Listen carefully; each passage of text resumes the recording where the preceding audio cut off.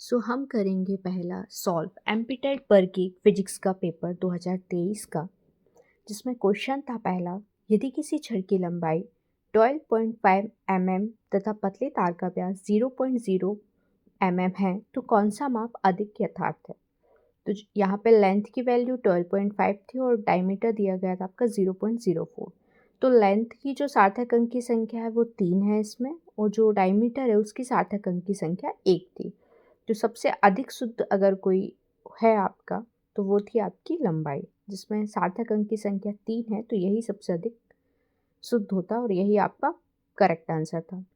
Second question था, यदि 125 metre ऊंची एक मीनार की चोटी से 1 किलोग्राम द्रव्यमान का एक पिंड गिराया जाता है तो कितने समय में वह पिंड पृथ्वी से टकराएगा। यहाँ पे जी की वैल्यू आपको 10 मीटर पर सेकेंड स्क्वायर थी।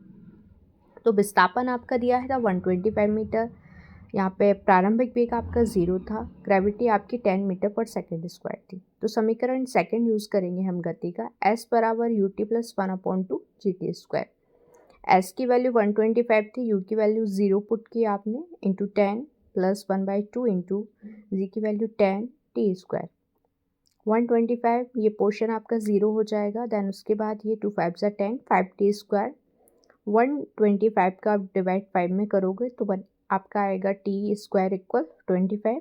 तो जो 25 तो टी इक्वल आपका जाएगा 5 सेकेंड, यही करेक्ट आंसर था।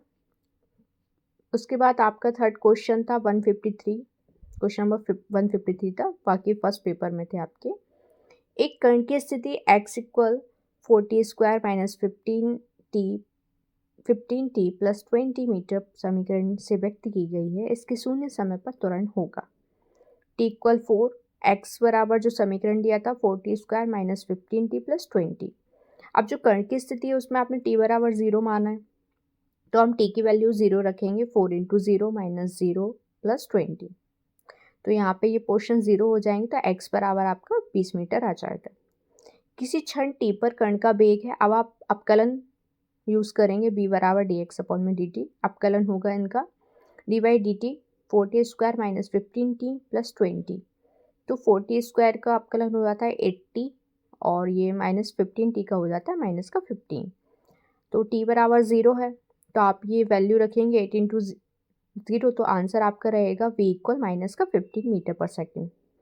अब आप त्वरण की वैल्यू निकालेंगे, पहले आपने वेग निकाला उसके बाद आप त्वरण निकालेंगे। a बराबर होता है आपका dv अपॉन में dt। v की वैल्यू है 80 माइनस 15 मीटर पर सेकेंड स्क्वायर, आप इसका अपकलन करेंगे तो बचेगा सिर्फ आपका 8, तो a की वैल्यू आपकी आ जाएगी 8 मीटर पर सेकेंड स्क्वायर, यही आपका करेक्ट आंसर है।